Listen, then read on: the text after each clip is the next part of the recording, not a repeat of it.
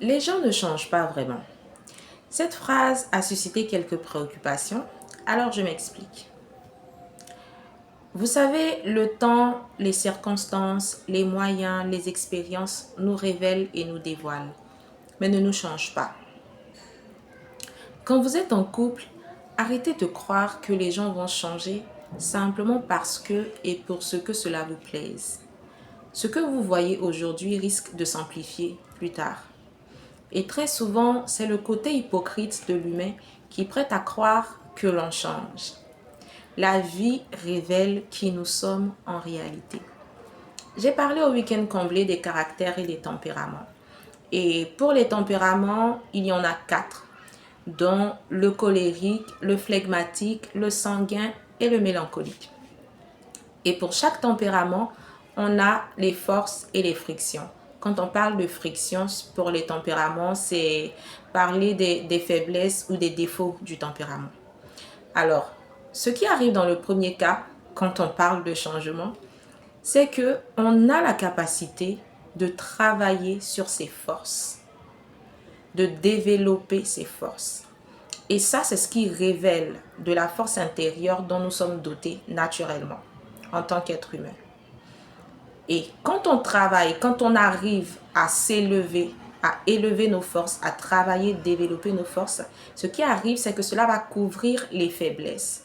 Donc, celles-ci deviennent quasi invisibles. Ça, c'est la première chose. La deuxième chose, c'est le regard. Que ce soit notre regard sur les autres ou le regard des autres sur nous. Quand on parle de changement, il peut arriver qu'on vous dise vous avez changé ou que vous puissiez dire à quelqu'un ah celui-là il a changé ou qu'on puisse vous dire que vous avez changé et tout, tiens elle a changé, il a changé, il s'est amélioré, je vois plus ci, je vois plus ça. En réalité, c'est le regard qui a changé, pas forcément la personne.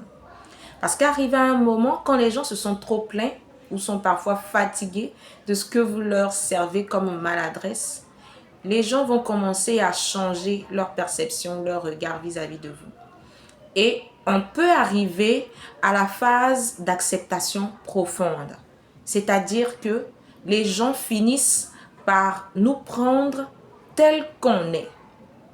Ça veut dire que les gens ont fini ou vous avez fini par accepter cette personne qui est en face de vous telle qu'elle est, avec ses forces et avec ses défauts. Cela ne veut pas dire que cette personne a changé, mais ça veut plutôt dire que votre regard vis-à-vis de la personne a changé. Vous vous êtes élevé, vous avez élevé vos sens vis-à-vis de ses faiblesses, de ses maladresses. Donc du coup, vous commencez à regarder ce qu'il fait ou ce qu'elle fait de positif ou de bon et vous cessez de vous focaliser sur ses défauts, sur ses faiblesses.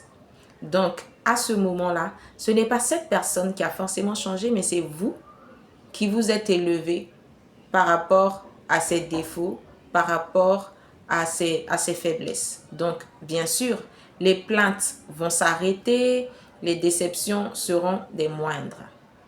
Donc, c'est en cela qu'on parle de changement. En général, la vie nous révèle, nous dévoile. Et ce que nous voyons, ce n'est pas un changement. On se développe, on avance, on s'améliore, on est révélé, mais on ne change pas. Ce que nous allons appeler changement, c'est ce qui était en nous. Ce que nous devenons plus tard était là auparavant, en nous, dormait, sommeillait. Et ce sont des choses peut-être dont nous n'avions pas conscience auparavant.